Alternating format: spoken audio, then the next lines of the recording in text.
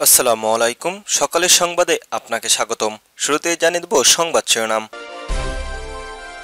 যোগ্য প্রার্থী বাছাইয়ের মনোযোগ বিএনপির, গ্রুপিং বন্ধের দ্রুত একক প্রার্থী চায় তৃণমূল।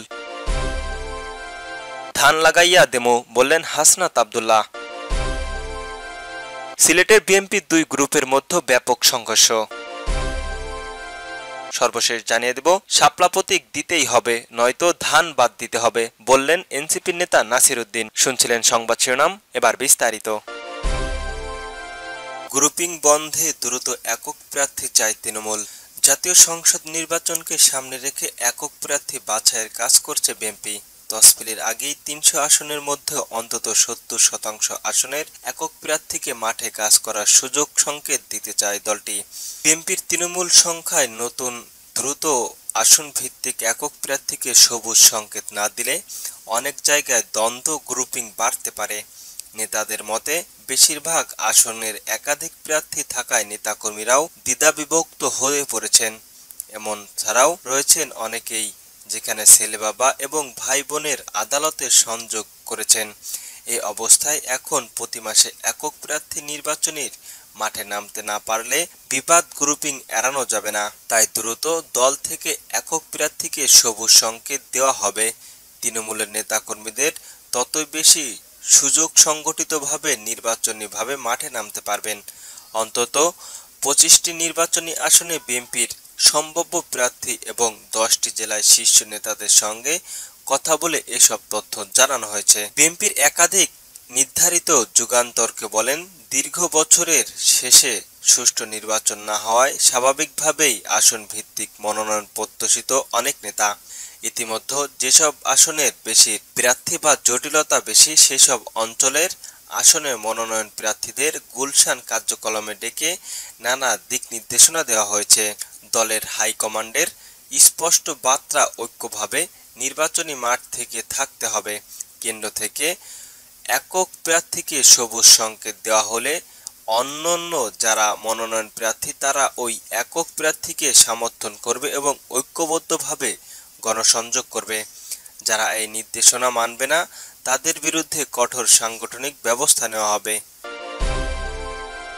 ধান লাগাইয়া দিমু বললেন হাসনাত আব্দুল্লাহ। কুমিল্লায় সিলেটের মহাসড়কের দেবিন্দদার নিউ মার্কেটের অংশের অক্টোবরের ২০ সেপ্টেম্বরের মধ্যে সংস্কার শুরু না হলে মহাসড়কের যান চলাচল বন্ধ করে দিয়ে ধান চাষ করবে বলে হাসনাত আব্দুল্লাহ একটি কল রেকর্ডে সামাজিক যোগাযোগ মাধ্যমে ভাইরাল হয়ে পড়েছে। বৃহস্পতিবার ভাইরাল হওয়া ২ মিনিট ২ সেকেন্ডের কল রেকর্ডটি জাতীয় নাগরিক পার্টির দক্ষিণ অঞ্চলের মুখ্য সাংগঠনিক হাসনাত আব্দুল্লাহ এবং কুমিল্লা সড়ক ও জনপদ বিভাগের প্রধান নির্বাহী কৌশলী খন্দকার গোলাম মোস্তফার viral call record. Hasnat Abdullah বলেন, অক্টোবর ২০ তারিখের মধ্যে দেবিদারের কাজ শুরু না হলে কোনো গাড়ি চলাচল হবে না। এই জবাবে প্রকৌশলী খন্দকার গোলাম মোস্তফা বলেন, রাস্তা ব্লক করে দিবেন, এটা আপনারা অবশ্যই অধিকার রয়েছে, এটা আমার কমেন্ট করার কিছু নেই। হাসনাত আব্দুল্লাহ বলেন, দেখেন এই রাস্তা দিয়ে মানুষ হাঁটতে পারে না, গাড়ি চলতে পারে না।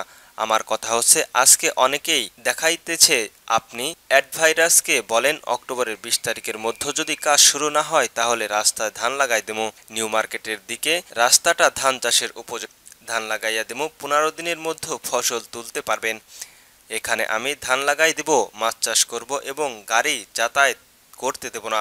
অক্টোবরের ২০ তারিখ দুপুর ২টার দিকে গাড়ি যাবে না।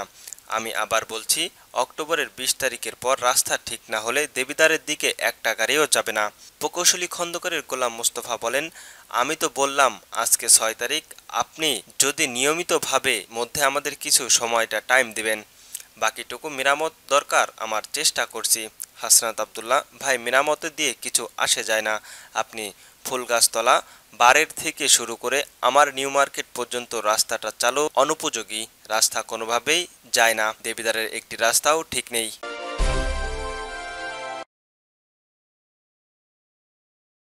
সিলেটে বিএনপির দুই গ্রুপের মধ্যে ব্যাপক সংঘর্ষ। সিলেটে বিশ্বনাথের প্রভাব বিস্তার নিয়ে বিএনপির চেয়ারপারসনের উপদেষ্টা ও নিখোঁজ এমন ইলিয়াস আলীর সহধর্মিণী তাহসিনা রুমিন ও বিএনপির ভারপ্রাপ্ত চেয়ারম্যান তারেক রহমানের পররাষ্ট্র বিষয়ক উপদেষ্টা হুমায়ুন কবিরের সমর্থকদের মধ্যে ব্যাপক সংঘর্ষ হয়েছে। বৃহস্পতিবার ৯ অক্টোবর রাত ৯টার পর থেকেই পৌর সদরের বাসিয়া ব্রিজ এলাকার থমথমে প্রায় 2 ঘন্টা ধরে দুই পক্ষের মধ্যে ধাওয়া পাল্টা ধাওয়ার ঘটনা ঘটে। এতে থমথমে অবস্থায় বিরাজ করছে পুরো এলাকা। স্থানীয় সূত্র জানা যায়, বৃহস্পতিবার বিএনপির ভারপ্রাপ্ত চেয়ারম্যান তারেক রহমানের আন্তর্জাতিক বিষয়ক উপদেষ্টা মোহাম্মদ হুমায়ুন কবিরের নির্বাচনী সমাবেশে ছিল বিশ্বনাথ উপজেলায় দৌলতপুর ইউনিয়নে। সন্ধ্যায় এ সমাবেশের অনুষ্ঠিত হয়। সমাবেশকে ঘিরে বুধবার থেকে বিশ্বনাথের পৌর শহরের ইলিয়াসপন্থীদের মধ্যে ক্ষোভ বিরাজ করছিল। রাতে হুমায়ুন কবিরের সমাবেশে শেষে উভয় পক্ষের লোকজন পৌর সদরের ফিরলে রাত 9:30টার দিকে হুমায়ুনের সহকর্মীরা ছিলেন বের করে বাসিয়া ব্রিজের কথার কাটাকাটি জেরা ধরে পাল্টা ধাওয়া শুরু হয়। রাত 10টার দিকে এই ধাওয়া পাল্টা ধাওয়া ও ইটপাটকেল নিক্ষেপ করা হয়। এ সময় বিশ্বনাথ বাজারের দোকানপাট ও যান চলাচল বন্ধ হয়ে যায়। পরে রাত 11:15টার দিকে পুলিশ ও সেনাবাহিনীর ঘটনাস্থলে পৌঁছে পরিস্থিতি নিয়ন্ত্রণে আনে। সর্বশেষ সংঘর্ষে বেশ কয়েকজন আহত হয়েছেন, তবে তাৎক্ষণিকভাবে আহতদের পরিচয় পাওয়া যায়নি। এ ব্যাপারে জানতে চাইলে বিশ্বনাথ থানার ভারপ্রাপ্ত কর্মকর্তা ওসি এনামুল হক চৌধুরী বলেন, পরিস্থিতি নিয়ন্ত্রণে কাজ করছে পুলিশ, পরে বিস্তারিত বলা যাবে। শাপলা প্রতীক দিতে হবে, নয়তো ধান বাদ দিতে হবে, বললেন নাসিরউদ্দিন। জাতীয় নাগরিক পার্টির এনসিপির নেতা নাসিরউদ্দিন পাটোয়ারি বলেছেন, এনসিপিকে হয় শাপলা প্রতীক দিতে হবে, নয়তো ধান সোনালী আঁশ বাদ দিতে হবে।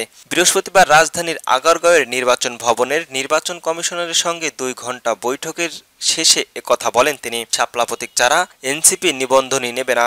উল্লেখ করে নাসিরউদ্দিন পাটোয়ারি বলেন, শাপলা প্রতীক পেতে আইনি ও রাজনৈতিক কোনো বাধা দেখছি না। এরপরেও যদি শাপলা প্রতীক না দেওয়া হয় তাহলে লড়াই চালিয়ে যাব।